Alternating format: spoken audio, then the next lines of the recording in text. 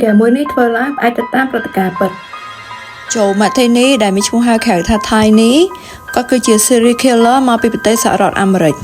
នៅឆ្នាំ1990ជាងគាត់គឺជា killer ម្នាក់ដែលបានសម្លាប់មនុស្សហើយយកសាច់មនុស្សទៅលាយជាមួយនឹងសាច់សត្វដទៃទៀតដូចជាសាច់ជ្រូកសាច់គោដើម្បីធ្វើជា burger ហើយលក់ឲ្យគេអញ្ចឹងរឿងហ្នឹងកើតឡើងនៅពេលដែលគាត់រៀបការជាមួយនឹងស្រីម្នាក់ហើយពីរនាក់គាត់នឹងមានកូនតែថ្ងៃមួយប្រពន្ធរបស់គាត់ហ្នឹងក៏នាំកូនគាត់ហ្នឹងរត់ចេញពីផ្ទះ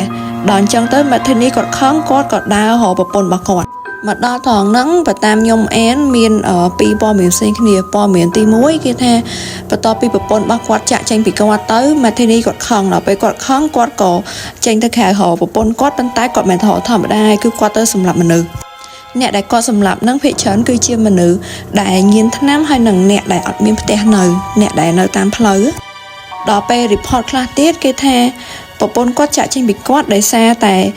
ប្រពន្ធគាត់ដឹងថា Matheny នឹងសម្លាប់មនុស្ស2នាក់តែខ្ញុំអត់ដឹងថា report មួយណាត្រូវទេគ្រាន់ថាអីដែលខ្ញុំដឹង Matheny គាត់សម្លាប់មនុស្សចន្លោះពី10ទៅ13នាក់នៅក្នុងឆ្នាំ1990ជាងហ្នឹងហើយគាត់យកសាច់របស់មនុស្សហ្នឹងទៅលាយជាមួយសាច់ជ្រូកសាច់គោធ្វើ burger